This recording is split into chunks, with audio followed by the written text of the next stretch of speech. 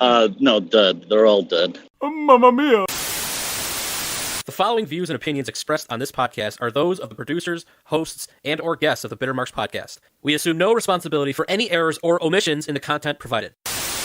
Listener discretion is advised.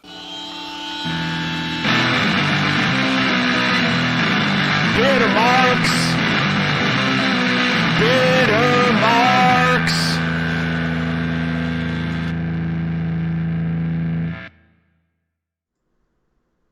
What's up, smooth babies? Welcome to Bitter Marks. It's your favorite non-wrestling wrestling podcast coming to you every single Friday morning in audio form at bittermarks.com or wherever you get your podcasts from, or coming to you every Tuesday night live at 9:05. That's p.m. and that's Central Standard Time, streaming from our YouTube page. Just head on over to YouTube, search Bitter Marks Podcast. Our channel will come up.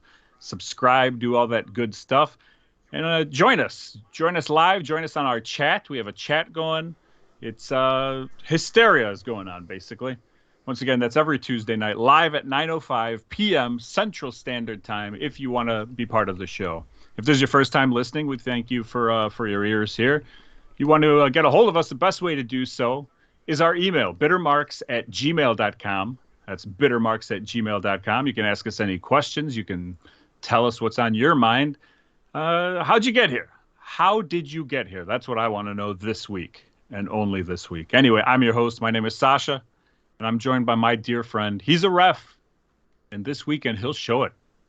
It's Peewee. Hey, what's up? What's up? What's up? I missed your GIF or GIF, but this Hogan GIF that's playing, or GIF, is fantastic. Yeah, have you seen this before?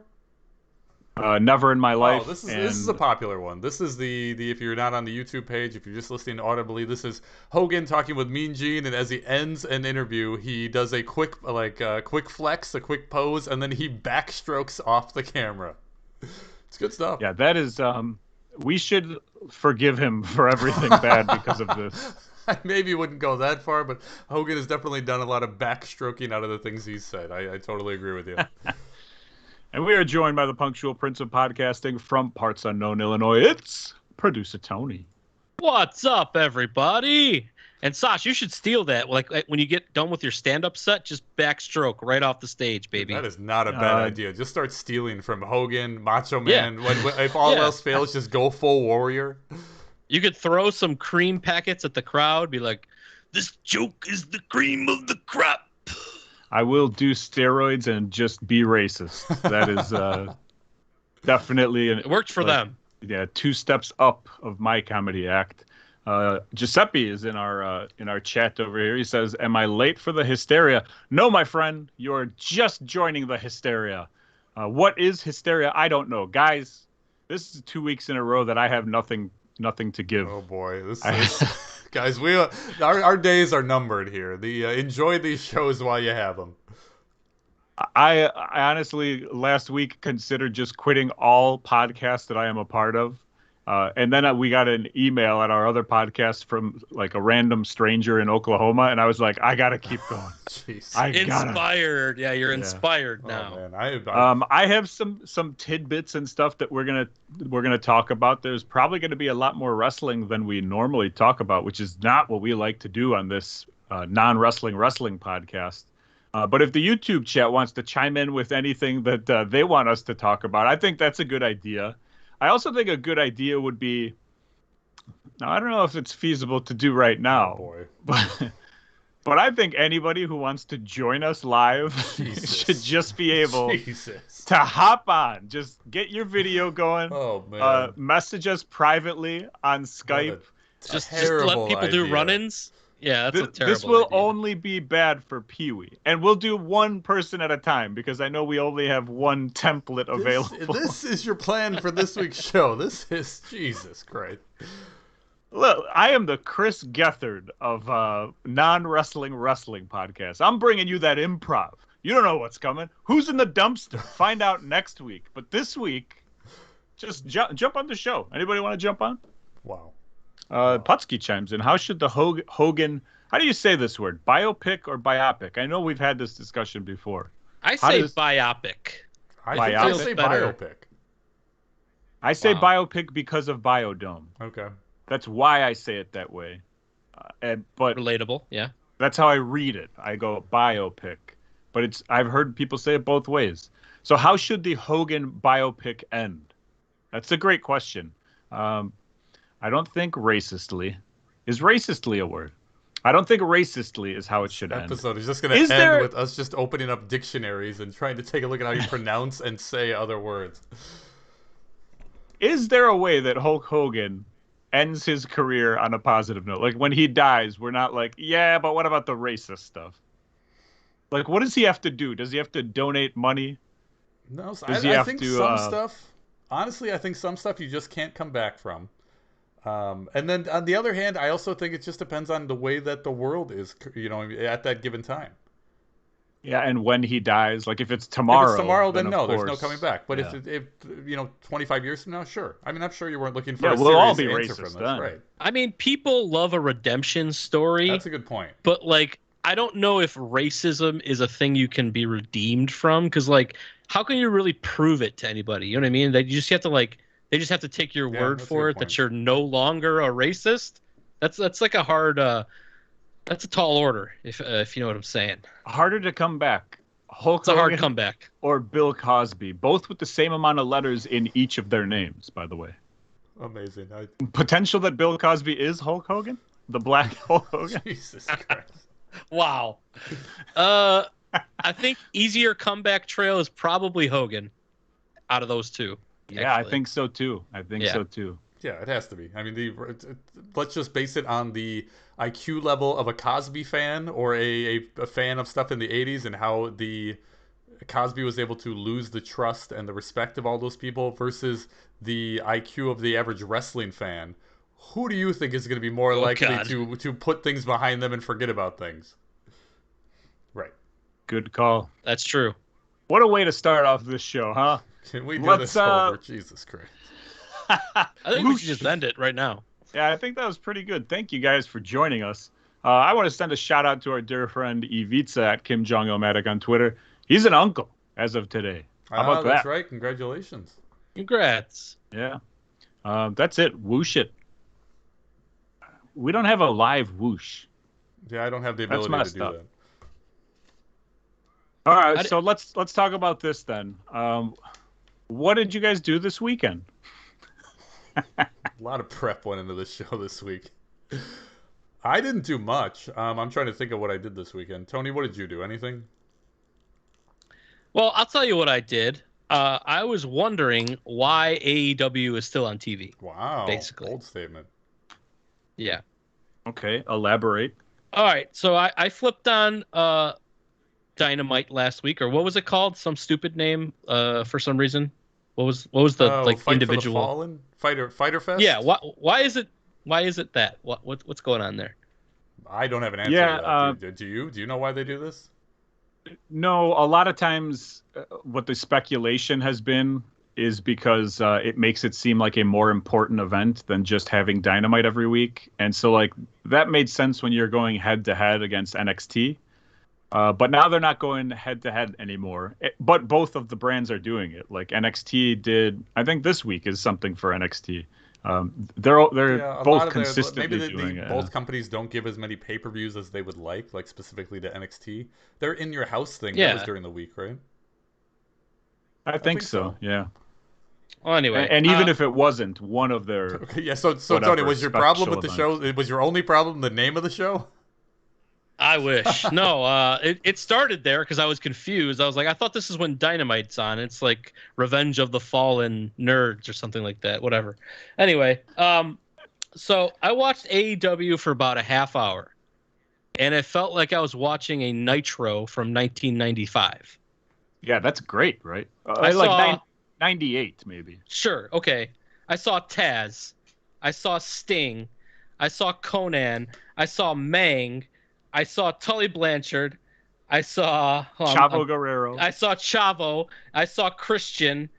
Like, what is going on? Like, are they like not allowed to have like new wrestlers who could actually wrestle, or like? And I turned it off before Jericho came on. Thank God. I just couldn't so do it anymore. You did I'm not like, watch the death match? no. You think I want to watch Jericho versus Nick Gage? Are you fucking high? I think Hell you no. absolutely. Why wouldn't you? Why would you not want to watch a Nick Gage match? I'm intrigued. Well, first of all, I think he's a great wrestler.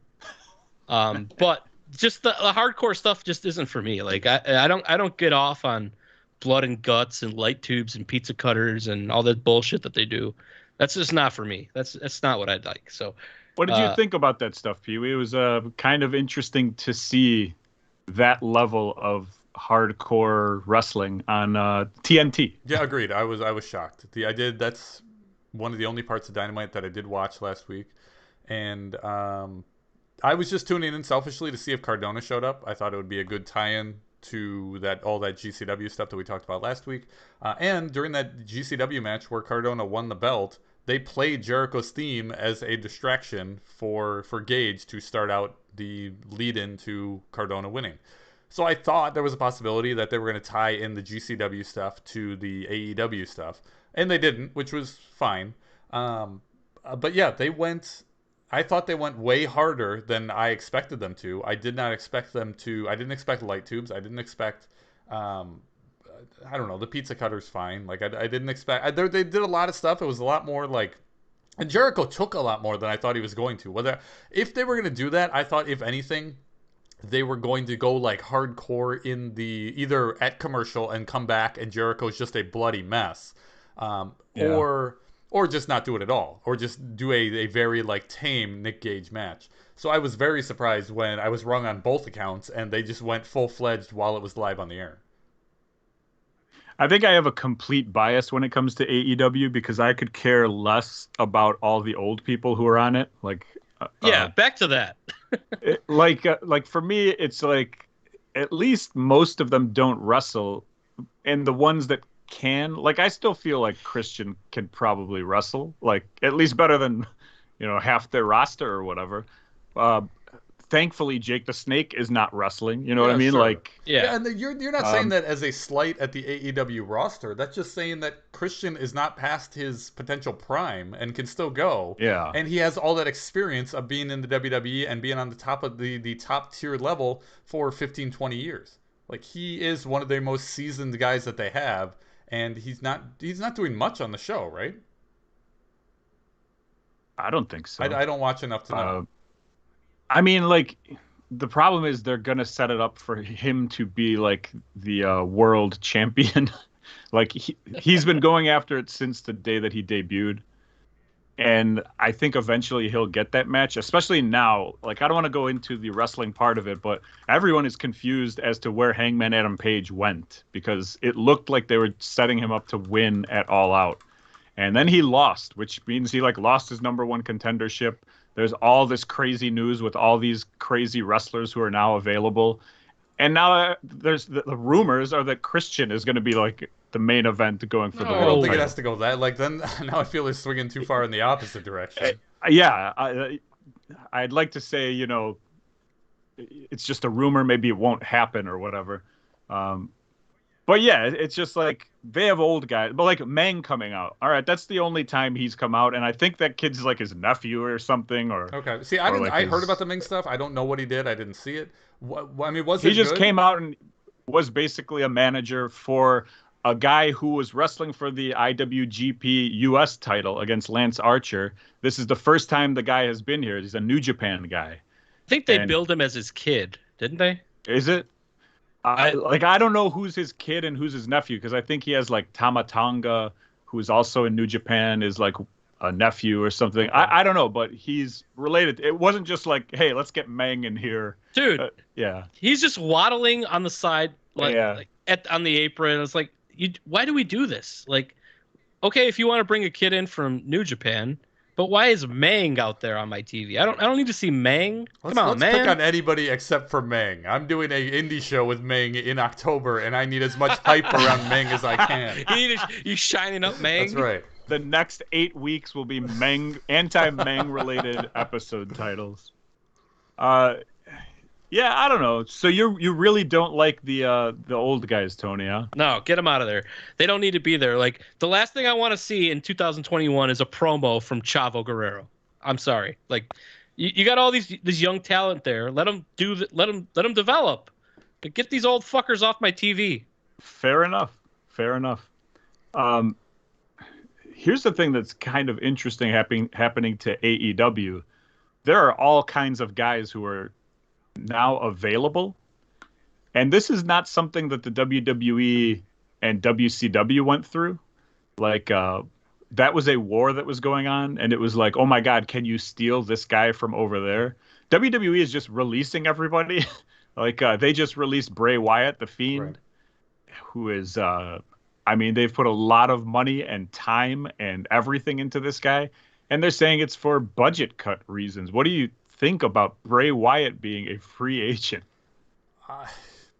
Bray Wyatt's a free agent. The Fiend is not a free agent, right? So He could Sure. be the friend. Oh, right? nice. I don't know what or where he's going to pop up. I got to imagine it's got to be AEW. I think AEW would be, assuming that they can find something interesting for him to do. I gotta think that with all the hype around Bray Wyatt getting let go, and there were chants for Bray on Raw last night, right? I didn't watch. Yeah, but they I were in heard. Chicago last Okay, night. yeah. Yep. So the Chicago angry crowd, yeah. Assuming that his no compete clause doesn't go a stupid amount of time, and he can get on AEW sometime in the near future, whether that's 1 month from now or 3 months from now. I think AEW would be smart to capitalize. Like that's one guy that I would not have a problem with them picking up. Picking up Big Show, I don't think you need to do that. Picking up Christian, I don't think you need to do that. Picking up, you know what I mean? Like anybody else, but like Bray. I wonder if they're like mad afterwards, like Bray Wyatt and Aleister Black become available, and they're like, God damn it, we spent all this money on Chavo and the Big Show. We got Mang. We can't afford. I did see Bray. that We got is Mang that's here. one rumor that I did see out there. I don't believe this one bit, but one rumor I saw was somebody saying that in an attempt to make Tony Khan and AEW go broke, WWE was just going to release as many top guys as they could, so that AEW has to spend all this big money on this talent, and then they don't have anything left. Yeah, it's like, do their plans have to change every week because every week somebody new becomes On available, both sides, and you're like, right? Because WWE is releasing guys who are in the middle of storylines. They don't really care, and then well, they've never cared. Every week is a new storyline, even if you're not fired. True. And then with AEW, you're exactly right. They're picking up new guys. There's a new signee every week. Yeah, I wouldn't want to be a writer on either side. Here was another thought that I had on Bray Wyatt. I don't have this thought on Bray Wyatt. I have this thought on the Fiend. Can WWE still do the Fiend? Played by Absolutely. somebody else. They should the question shouldn't slap be that can mask they? on like a skinny guy. I think the real short answer and skinny guy. to can they is yes, they can. The question is will they? And I honestly think they will. I don't think it'll be anytime soon, but I think similar to Randy using Golga and the Patriot, or even like Doink. Doink has done like random Royal Rumbles and stuff, right? Not in indie shows and WWE shots. I don't know. You'd have to. I believe that's true. But you know what I mean? Give Swoggle a call, throw the Fiend mask on him, and then like see if anybody notices. I'm That down would for a actually- mini Fiend, yeah. Yeah, Hell that's yeah. actually pretty good, especially coming off of some of the stuff I've been watching from 1993, which we'll go after later. Mini Fiend sounds pretty good. And then mini puppets. See, look at this. Whoa. Mini Finger puppets. Yes. Yes, finger puppets. Giuseppe asked a question related to this. He says, do you think the fact that they have live audiences again, that Bray could be expendable because of the cinematic matches they used him for? I mean, sure, but he's good. It's like all they did was transfer his gimmick over to Alexa, right? yeah, pretty much. And that is going to be another thing where the story just ends. I was going to say, like, WWE stories are very similar to Trump news cycles. And it doesn't even have to be Trump, but like it's the best with Donald Trump. Like he'll say something, and while everyone is arguing about it, he's already like done 3 more things that they'll eventually get to. And that's what the WWE does. They're like, yeah, we'll send Seth Rollins out as the Fiend. No one will notice. And then everybody notices and gets mad at it, but they've already like they're 3 steps ahead. They're on to the next person who Randy Orton's going to destroy or whatever. Like they just don't care. It's just like, here's content. It'll either get talked about or it'll be called good. And then we'll move on. Like, what's the next thing? You're always on the next thing. Like, I don't know. I can't possibly, I mean, no, I take that back. I could absolutely see them doing Fiend whenever they feel like it. Or like teasing it. Like he never even has to show up. It's just like the video. I don't mind that. The amount of buzz they would get on the internet if they did like a Fiend promo. Well, and let's say Bray's even like officially signed with AEW and on TV with the other network. There's no way it's going to be Bray coming back, and they're just doing it to just feed the internet trolls, to just get them talking. Like, can you believe that WWE is going to do this? Yeah, I would love that. The chat Both is at CU. chat is going going nuts with, they're referencing Fake Diesel and Razor. That Don't forget about Fake Undertaker too, with the gray gloves or whatever. Okay, but they weren't trying to like dupe us. That was like storyline fake guy. And I mean, I guess fake Diesel and Fake Razor were the same thing. But the initial idea, to my understanding, is that Fake Diesel and Fake Razor could not be predicted. Like I would assume, or I think it's a pretty safe bet that a masked guy leaving, like The Fiend, it's a safe bet that WWE eventually, whether it's in 2 months or in 10 years, we will see The Fiend again, and it won't be played by Bray Wyatt. If it's just for a one-off or whatever. There's no way I could have called that Kevin Nash and Scott Hall are leaving WWF, and that the next week we're still going to see Diesel and Razor, 2 guys without a mask, and Vince is just going to put him out there, call them the same guys, and be like, yep, this is who you got. That's so 90s. That was such a ballsy move. It's insane that happened. Which makes you realize that like literally anything can happen. Like they can do whatever the hell they want, and they will continue to as long as Vince is. I was gonna say sane, but he's not going. Yeah. Hey, speaking of early '90s WWF, I stumbled on a treasure trove of a YouTube clip this week, and it was this picture behind me. It was the Family Feud WWF edition or whatever. Like, so they had the 2 families were like faces and heels. I like that. This was great. We had like solid. Macho Man Randy Savage. We had Tatanka. We had Crush. We had Slick, Reverend Slick, which was awesome. This was 1993, right? It was 91 or 93, something like that. 2018. Well, that's heel Shawn Michaels, so I think that's 93. Yeah, he had, I think he was the IC champ at the time. He had a belt with him. So yeah, this is when he was feuding with Marty. I'm right in the midst of it. Oh my God, you should watch this clip. Was Sherry there? Dude. No Sherry. They had Jimmy Hart on the heel side, and Papa Shango and like Repo Man. Jimmy Hart for some reason. You would know this, Sash. Was Jimmy Hart on TV at this point? Jimmy Hart at this point, I gotta say no. Nothing right? Yeah, I don't think so. He had to have been employed because he was on the goddamn WWF maybe he was show. Doing like some what? Stuff or something. That's okay. Hogan just lost to Yokozuna at the King of the Ring, and maybe Jimmy Hart was a part of that. No, don't show that graphic. I didn't say SummerSlam. I said King of the Ring, Daddy. In 1993, Jim Cornette just debuted, so I feel like maybe they just lost Jimmy Hart, and they're like, we need a new male manager, and Jimmy Hart is gone, and Jim Cornette is in with the Heavenly Bodies, our boy, handsome gigolo Jimmy Del Rey. Oh, I added the handsome, of course. It's even weird that Slick is in there, right? How long was Slick with the company? Crickets, perfect. That's well, he was Reverend Slick at this point in '93. Okay. Like they showed like his promos where like he was on like a church public access kind of promo kind of deal. So I was gonna say that I just remembered watching a Slick something on television, but it was like him cutting a cameo promo because he's part of Heels and Faces figure line. So like everything that I watch is just like there's a line disconnected, and I don't know what's going on in here.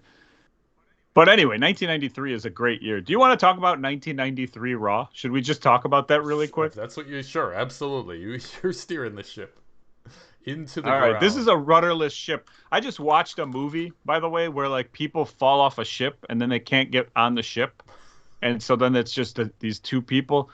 It was on the Plex Express, Tony, from like 1998 or something, 2004. I don't know. I got nothing. Two people in the water. It's like a horror movie. They end up. I'm not gonna ruin it. You can go watch horror movies if you want. Anyway, I won't tell you the 1993. name. Shore I in won't it? tell you the plot. I'll let you go watch it. It's called like boat party or boat stuff or whatever Boat it is. stuff. It's like Boat stuff. Yeah, Yeah. I think that was it.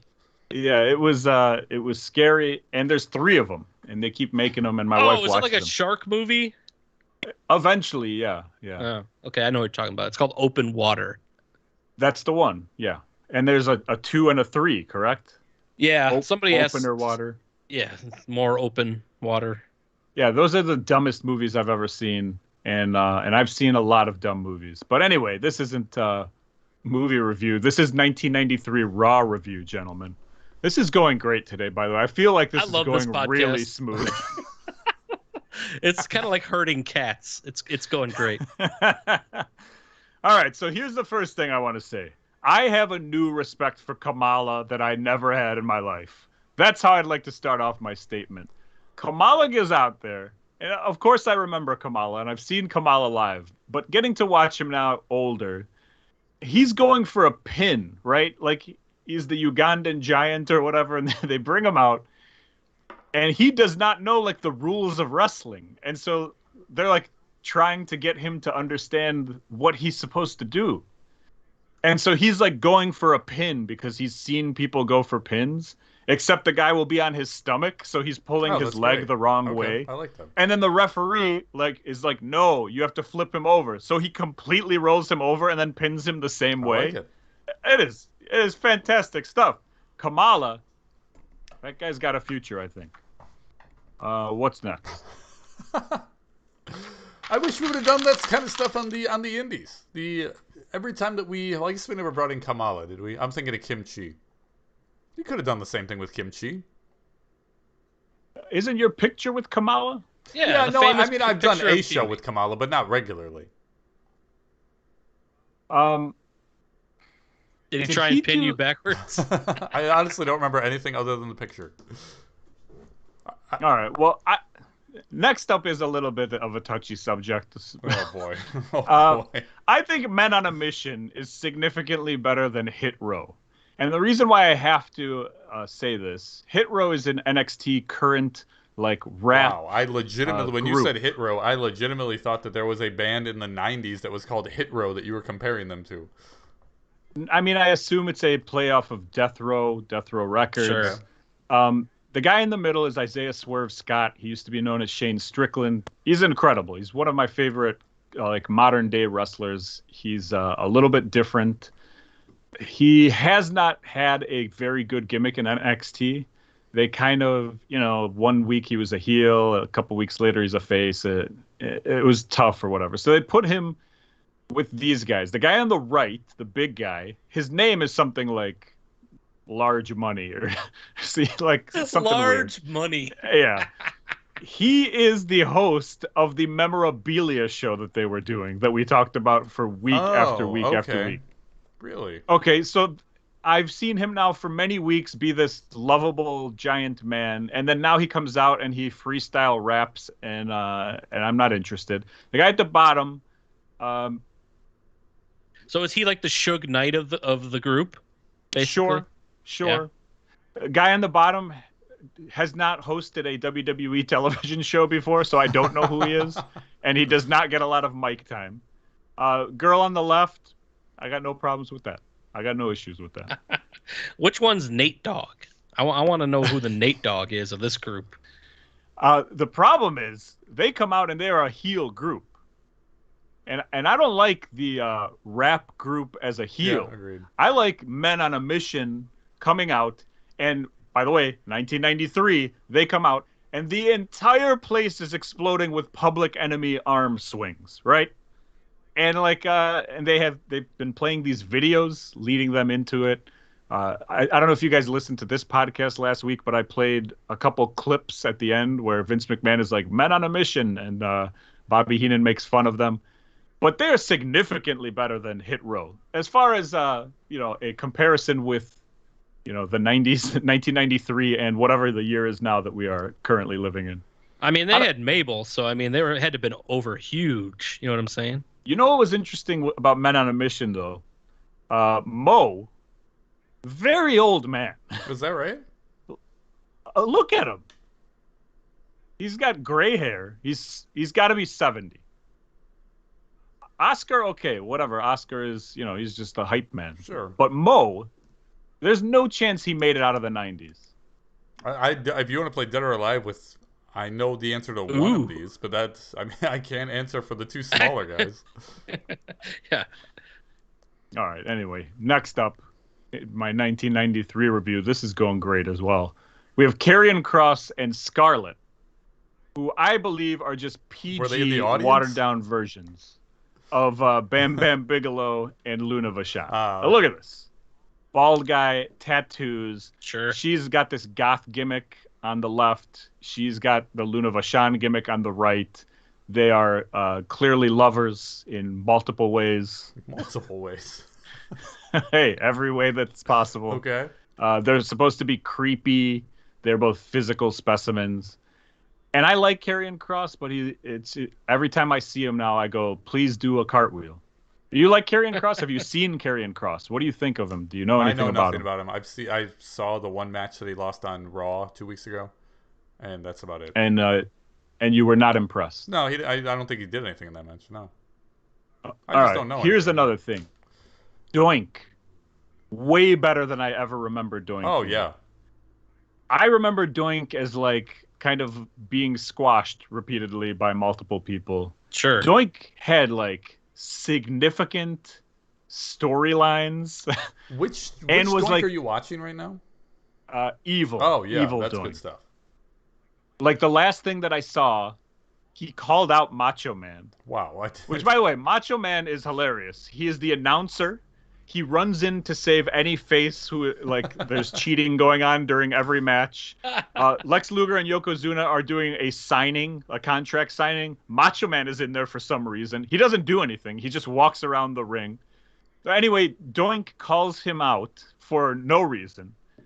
And he's like, if you can find me, but what's better than one Doink is 3. Then there's a Doink in the stands way up there sitting next to Stu Hart, legitimately Stu and Helen Hart and Doink. Then there's another Doink in the first row who popped up. Then there's the Doink in the ring. The camera work was fantastic for this, better than any camera work that they have today, better than any quality camera work that they have today. And then Macho Man is he's a little scared, but he's not gonna back down. Next week they have a match. Macho Man has an idea, right? He's like, I'm not going to let 3 Doinks take over. I got to come prepared. So he shows up to the ring, and he looks under the ring, because that's where the Doinks have been hiding for weeks. No Doinks. All of a sudden, Macho Man has this match with Doink, goes under the ring. Doink goes to look under the ring. Macho Midget comes out, and I can say it. Yeah. That's his name, is the Macho Midget. This guy, by the way, also plays Dink, which if I said that without knowing that fact, I would be called names, saying a stereotype, and how come only one midget can play all the midgets? Well, guess what? This midget did play Dink, but at this point, he is the Macho Midget, and he came out and he helped Macho Man beat Doink. That's great. So has Dink been on TV yet? I don't think so. Okay. I think it's coming up later. How many Doinks were there? Full-time Doinks? 2. Matt Bourne was the main one. 2? Yeah, Matt Bourne and Steve Curtin. Is that Skinner. Yeah, Is that yeah, who yeah. that is? Yeah, Repo Man. Yeah, I believe so. And if not, we'll go with it. We'll just say it like confidently. Yeah, 2 doinks. Although allegedly, there's probably like 4 to 5 doinks if you think about it, because I think there was like a Matt Bourne contract dispute at some point. Is that what? Okay, that's Uh, Matt Bourne was the original. Matt Bourne crushed it as Evil Doink. The yeah, he was so yeah, good. it was very very good stuff. The stories were good. The wrestling was good. The Doink stuff was good. You know what I mean? Like typical Doink spots were fantastic. I did talk about Heavenly Bodies and Jim Cornette, but the one thing that I didn't realize from before, and this is great because I don't remember most of this stuff from when I was a kid. It's like you didn't care when you were a kid; you just watched it. Uh, Jim Cornette multiple times mentions like coming from Smoky Mountain Wrestling. He's like, "That's where real men come from, Smoky Mountain Wrestling," like in the WWF ring or whatever. So I just thought that was That's cool. interesting. Yeah. And then I did bring up Marty and Sean, which is the big feud going on right now. They've switched title belts back and forth. Then Marty had a 2 out of 3 falls match with Doink that blew the roof off of Nassau Coliseum or wherever they were, bingo hall somewhere. That had to have been a barn burner. Yeah, absolutely. But then Sean won the title back at a house show, possibly because Marty didn't show up. Allegedly, I'm making that up 100%. And this is when Diesel debuts, by the way, in the past like month. Okay. All these debuts, Smoking Guns are debuting, Ludwig Borga, the Lex Express is running wild. He just slammed Yokozuna. All kinds of crazy stuff going on.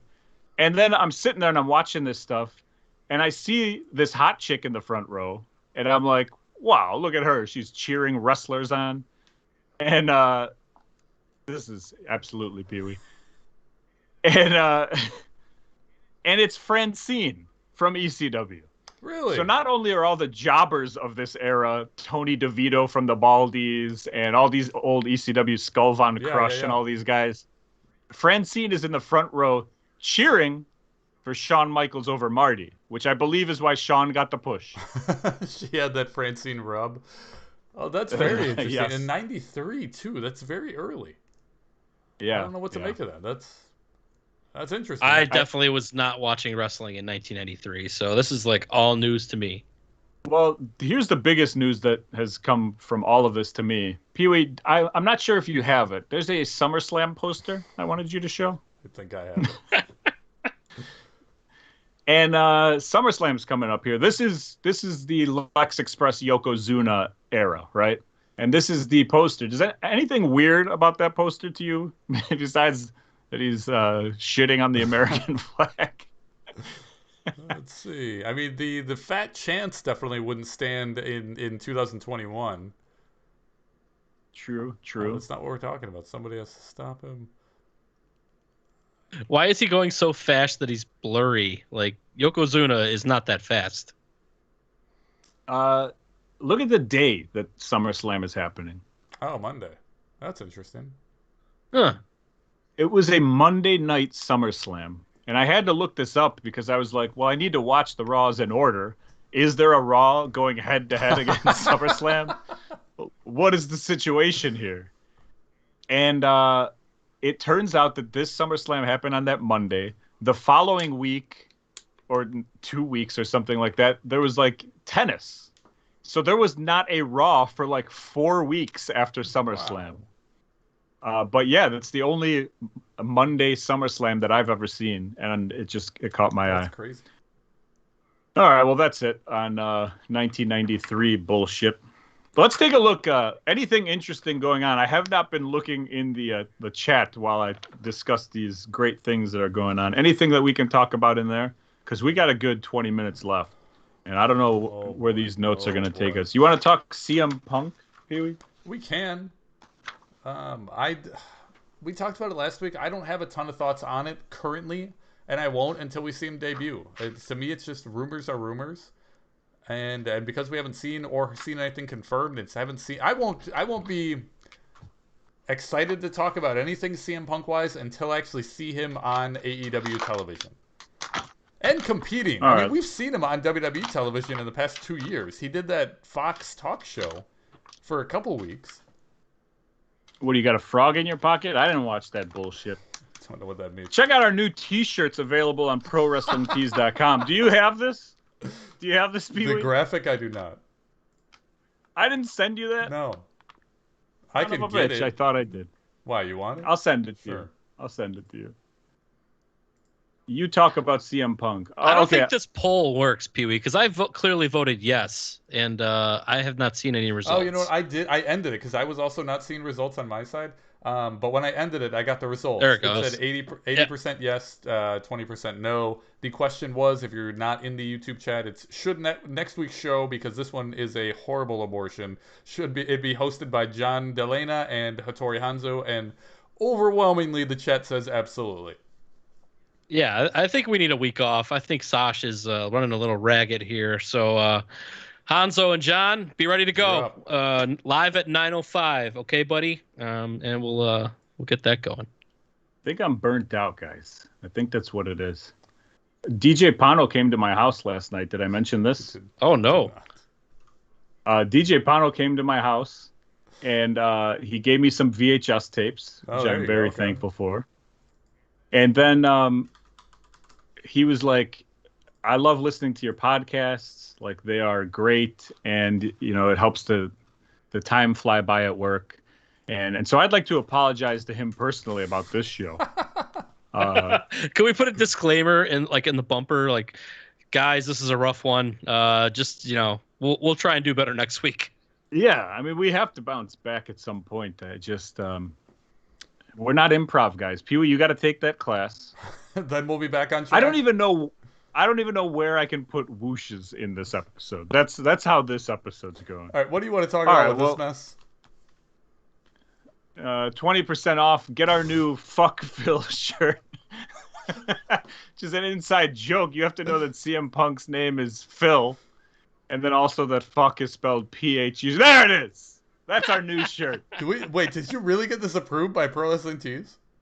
I did. Is this up? It might even be up now. Yeah, get the hoodie. What? Get the shirt. Are you serious? And if you order now, you'll get 20% off. Now through August 7th. Oh, yeah. It's starting tomorrow. August If you're live in the YouTube chat, it's not today. It starts tomorrow at noon, Central Time. Promo code summertime. Oh, I need to confirm that this is actually a thing. I sent it in a letter, though. I don't know is that how it works? I don't know how to do that stuff. In a letter. I don't know what that means. Anyway, CM Punk, he's going to show up to AEW. Who cares? Any match that you want to see? Any match that you want to see with CM Punk? No. No, not at all. Do you like CM Punk? He was fine. As a wrestler? Yeah, he's fine. I mean, he was fine 10 years ago. He hasn't done anything in 10 years. I have no reason to, really want him to come back. Did you happen to see the Darby Allin promo? I saw that he ended it with Best in the World. Yeah, it was basically last week they announced that AEW is doing a United Center show, August 20th, which is hilarious. Crazy. Yeah. It's crazy in general. It's more crazy because they are doing All Out and another Friday night show and a Wednesday night show 2 weeks later in Chicago. But so clearly they have some big stuff planned. If not, that's even better. That's a more reason to like AEW. If they just did this to draw 17,000 people. Here comes Mang. Get him out Mang there. versus Darby Allin. So they announced that show. Is that All-State show sold out? United Center, not Allstate. Bigger than Allstate. Okay, whatever it is. Is it sold out? The first day it sold over 10,000 tickets. I don't know where it is ever since then. That was on Monday. Today's Tuesday. So, yeah, over 10,000 tickets currently sold. Okay, interesting. But anyway, after they announced that, they cut to a promo with Darby Allin. And Darby Allin was like, to prove you're the best in the world, you have to come, be one of us, blah, blah, blah, whatever. I like that. I like Darby Allin calling him out. I just thought they could do better than Darby Allin. I don't need face versus face to start things off. They could have made somebody as a heel, right? Yeah. Who cuts off CM Punk? Now they're just splitting the people. I mean, I think I mean, if the they did people go will that be- way, I think it would just be a layup that they go with MJF, just because the mic work. You'd want to rely on somebody who can handle themselves under pressure on the microphone during that first initial story that you're going to tell with CM Punk, and that would be MJF. I'm curious if they're going to lean into the internet wrestling fans and have this be a total surprise, or you know what I mean. They just do the United Center show, and he just shows up halfway through the show, or ends the show with CM Punk returning. To me, if tickets are not sold out, you announce it 2 weeks before and make the money. You know what I mean? Forget the surprise. Everybody already knows it's happening. Well, that's one of my questions I was going to ask you. TNT, we know, doesn't like surprises. Right. That's true. That's very true. So do they say, hey, Daniel Bryan's coming, CM Punk is coming, Bray Wyatt's coming, look at us? Or do they make it a, potentially special moment in how they do it? Like, I would love to see his music hit and it's MJF who comes out. Oh, I like that a lot. I think that's, that is even, I mean, like, MJF does nothing wrong, basically, as a heel. Whatever, we can discuss that off air if you want to, Peewee, for an hour. But yeah, like, that would be great to tease it or whatever. But, like, I don't know. I think, even though I don't like this guy, I think you should bring him in a cool way. But what do I know? I have one thought about this. I don't really give a shit about CM Punk. I really don't give a shit about AEW. But I do give a shit about somebody who loves both of those things, and I would love to be in the presence of him when and if CM Punk arrives at AEW. Can you imagine the pop Santino would get if CM Punk comes down? Is he going to that AEW show with you guys? No. Or is he not? Let me tell you about Santino. Here we go. Santino refuses to hang out anymore unless he's allowed to bring his dog, which I'm cool with because I like his dog. It's a cool dog. Like, when he comes here, I have to put my dog away in a separate room, and then we just hang out with his dog, which is fine. I'm cool with that. But he wouldn't commit to going to AEW, any of the shows, because he says he can't leave the dog. And how does he go to work? And so I'm like, all right, doesn't matter. We won't go. We'll talk about AEW ticket prices in a second. But the second that they announced CM Punk potentially joining, your phone blew up? My phone is still blowing. All I get is, can you buy me 2 tickets, one for me and my dog, and you don't have to go? We're going to All Out. I don't care the cost. I will trade in everything I have. It's just a nonstop barrage of, we need to be here for this historic event. And I'm like, no. Oh, yeah, we got a hacker. Come on. It's Hogan. Yeah, we might want to block that gentleman. He's here. How do I ban this? And so it's just like, I don't know. I have no interest in going. Santino does want to go, but I doubt that he will actually go to these things. But he's definitely excited for it, even though he's told me for a while that he is anti-CM Punk at this point. Wow. Yeah, I invited him over for SummerSlam, which I hope everybody, you got all the smooth babies that I invited will show up. That's on a Monday this year? Yeah, it's on a Monday. And he's like, yeah, can I bring my dog? And I'm like, hell yeah, you can bring your dog. Your dog's awesome. I met his dog a couple weeks ago. Meadow, I think her name is, right? Yeah, cool dog. She is a giant bulldog, and yeah, she's always welcome in the Producer Tony home. Even if Santino is not, she is always welcome. But what about the ticket prices, Peewee? Because ticket prices were already ridiculous, and I'm so pissed off at, like, even more pissed off at Ticketmaster than I thought, like, Pearl Jam could be. Just because they're like, yeah, based on whatever we feel like, we'll do the prices at whatever we feel like. That's basically the rule. Yeah, they basically changed to an on-demand type of, or an in-demand type of format for their ticket pricing. If tickets are selling fast, they increase the price of whatever ticket you're trying to buy.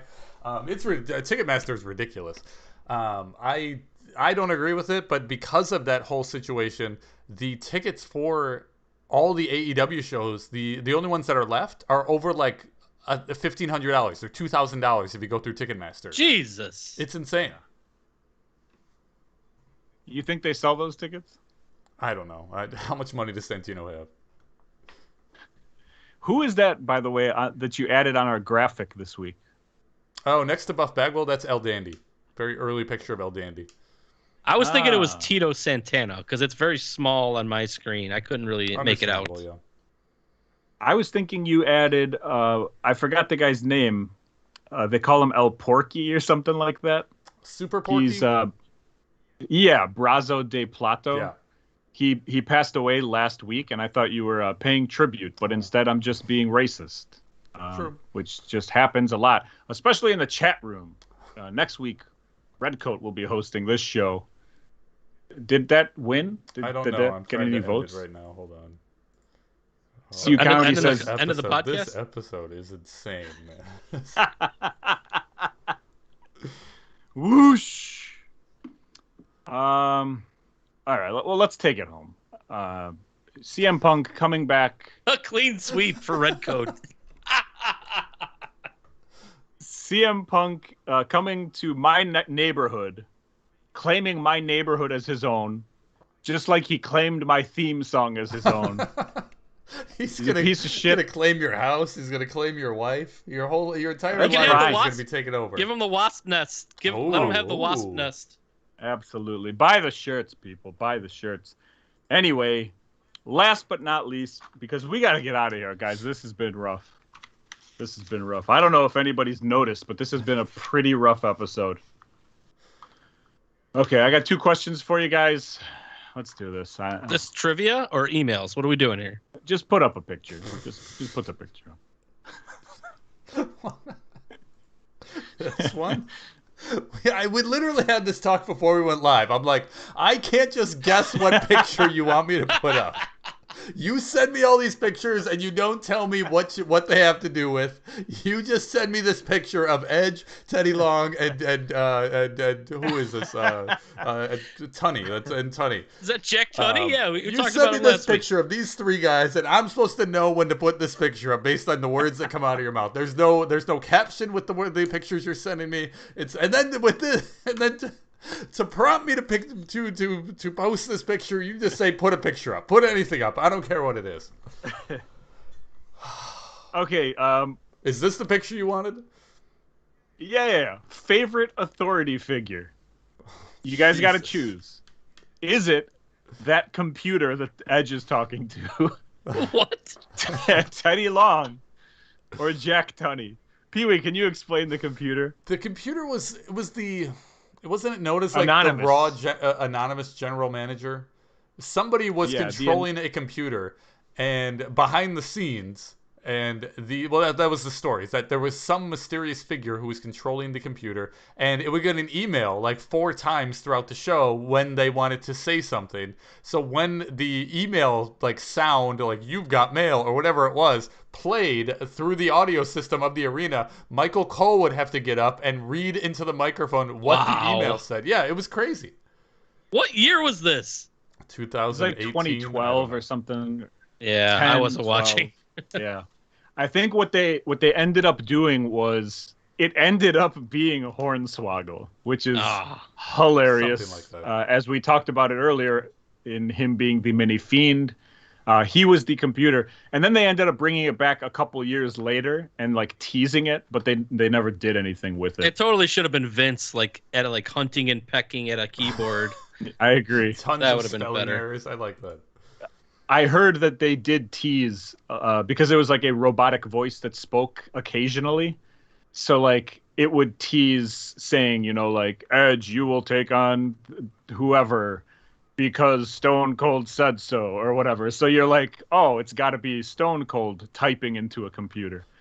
Anyway, Peewee, who's your favorite out of these 3 authority figure and why? Out of these 3, I don't know. It's not going to be the computer. I didn't like that. But it's a toss-up between Jack Tunney and Teddy Long. Jack Tunney... I thought that was good. Yeah, Jack Tunney is just the classic... he was never... I don't remember a time where Jack Tunney was in the ring. I'm sure it happened, but I cannot specifically remember. He was always just behind his desk. Yeah, it was always a segment, right? They would always cut And to I it. love Like that. he was like, yeah. But then Teddy Long, I mean, the man revolutionized the six man. That's you can't take that away from him. I gotta go with Jack Tunney, just because as a child that's what sticks out to me. But that's a close call. What about you, Tony? I'm going with that computer thing that I just found out about like 5 minutes ago because that's fucking awesome. I wish I would have seen that live back in the day. That's agree a great with gimmick. you. I never saw any of it, but I had heard of it before, and I do kind of like have interest in seeing what it was like because it was there for over a year. It was there for a very long time. Wow, I also really? the picture that you picked that you sent to me is to depict the Raw general manager as the computer is a computer on a stand. It just says nobody behind it, nobody working the computer, but then Edge like looking angrily at the computer. Were people like cutting promos on the computer after Michael Cole would like read the emails? I believe that I read that Edge attacks the computer Yes. after this promo. Seriously. I mean that's great. Like if that computer can get that much heat, like that's a great thing. I'm going with Teddy Long, and here's the thing: I would have gone with Jack Tunney had I not started rewatching some old stuff. Teddy Long, very underappreciated in the wrestling business. He used to be a ref. He was in this white suit. He would dance. Every time he came out, he danced. An authority figure that danced. He was really good. I liked him, and he won me over. So I got Teddy Long in this one. And then the other one I have is just your favorite move out of these three. We have the Bushwhackers battering ram. We have the Nasty Boys pit stop. And then we have the Roddy Piper ear pop thing, which I couldn't find a picture of. So that's the closest I found. Yeah. Okay, you're talking about the big clap. He stands either in front or behind the guy and does the clap around the head. I'm actually surprised that the Nasty Boys move was called the pit stop. It wasn't called Pity City. I remembered the pit stop, so I'm calling it the pit stop. I don't know, but Pity City is pretty solid. I don't think you could say that on TV in the 90s. I'm pretty sure. You can't say Pity City? Pity is very derogatory towards pits. Sure. Excellent. Great. Yeah, that's par for the course of this episode. I'm going to go with the battering ram. I think you guys still want to come check me out at an open mic, or I like the battering ram because didn't Luke used to lick Butch's head when he did it too? Yeah. A lot of licking. Oh yeah. No, I got to go with the. Yeah, I was grossed out. I was grossed out by the Nasty Boys move. Yeah, same. The Piper move was cool because at first I didn't know, I couldn't figure it out. I was like, what does that have to do with anything? Anybody can clap. And then I was like, oh, okay. After years of not knowing what it was. Yeah, it's a weird looking move in that if you just think about it, you're like, okay, if you're just watching him and you're watching in the right place, it's like, okay, that obviously doesn't do anything. But at the same time, at least his move, in the wrestling world, it does something. It rings the guy's ears. In kayfabe, that's what it does. Pity City or the pit stop does nothing. It's literally just shoving your guy's face into a guy's armpit. That even in kayfabe does nothing. Is nasty. I understand. It is nasty. Vision. Your vision could be blurred. Battering ram is just a stiff move. Bushwhackers, by the way, week after Macho Man comes out with the Macho Midget, Macho Midget leaves Macho Man and joins the Bushwhackers and just starts coming out with them. What? Macho Man had free reign to do whatever he wanted to. All right, guys. Next week, who the hell knows what's going to happen? We don't know if there's going to be a next week, guys. Just throwing that out there. That's it for this show. I don't even want to end it. I just want to keep it quiet as long as I can. I feel like we've done that for the last hour. You're absolutely right. What's making me bitter this week is NXT on Sci-Fi, okay? That's right. NXT is on the Sci-Fi channel because I don't know. I don't know why they're on Sci-Fi. I didn't know they still had an agreement with Sci-Fi, but they're doing shows on Sci-Fi for a couple weeks, and I tuned in today to watch it, and I caught the last 10 minutes of what was on before it, which was Apollo 13, which I had never seen before, but I absolutely loved the end of this movie. And now I got to go back and watch this movie because Tom Hanks is in it, Lieutenant Dan is in it, and so I'm furious that I had to see this happen. I'm also furious that I think Tom Hanks is going to end up being like Bill Cosby one day. Oh no! And we're all going to be sad. America's Never. going to die, and that's it. Tony, is there anything making you bitter this week? AEW and old guys. Like I said before, I watched AEW for like 30 minutes. I saw like 12 guys who should not be on TV. I was scared shitless that they were going to trot out the corpse of Steve Blackman dragging some goddamn kendo sticks up and down the ramp. I wouldn't put it past them, and if that ever happens, I am quitting the podcast. Whoa. I will say this because I'm noticing something in the chat right now. Last week, we did have Tatanka Michinoku, I believe, was the winner. Yes. Was that the mashup name? Right afterwards, Giuseppe came up with a better name. Actually, it was still during the show, but we didn't see it. It was Farouk Mamaluk for the win, absolutely. Yeah. And then today I got a text from our dear friend Goff, who came up with One Man Gangrel. Pretty solid. Okay. Pretty solid. Both of those. Peewee, what's making you bitter? Stay tuned for the next segment for the mashup game. You know what? Let's do 2 hours, fellas. Let's do 2 hours.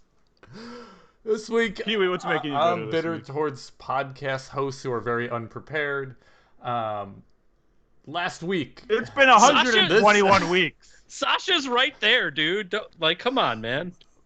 Last week, I jumped to the conclusion after seeing the GCW footage that GCW fans were throwing full unopened cans of beer in Sasha's definitely checked out. Full unopened cans of beer at Cardona after he won the belt from Nick Gage. I went off on the GCW fans for their unruly behavior. How could they do this? I thought it was totally uncalled for, which I still stand by. I do have a semi-correction to make. They did not throw yes, there were full unopened cans of beer in the ring, but those were not thrown. The empty cups and empty cans and empty bottles and pizza cutters in the ring were definitely thrown by GCW fans, so that I'm not apologizing for calling them out for. But the full cans themselves were a request by Cardona. He had somebody from the ring crew slide in some PBRs that he wanted to celebrate with after he won the belt, so he wanted a good picture. But because of all of the chaos that was going on and everything getting thrown in the ring, he just didn't see that the PBR got slid in, and that's why everybody thought that the fans, in addition to throwing everything else that they were throwing, also were throwing the full cans of beer, which they were not. So I wanted to put that out there. My inability to do some research made me put my foot in my mouth last week. Well, you know what? You guys also brought up the fact that GCW should be doing the venues should be doing their homework when GCW goes over, like to have shows or whatever. Yeah. And I told you, I said, well, look at where GCW is having these shows. Like these are abandoned malls. These are soccer fields and stuff like that. And I sent you a picture of a show they did this weekend. It was in a junkyard. That is awesome. In Arizona. You think anybody at the junkyard is going to be like, well, what type of wrestling are they doing there? All right, good point. Touche.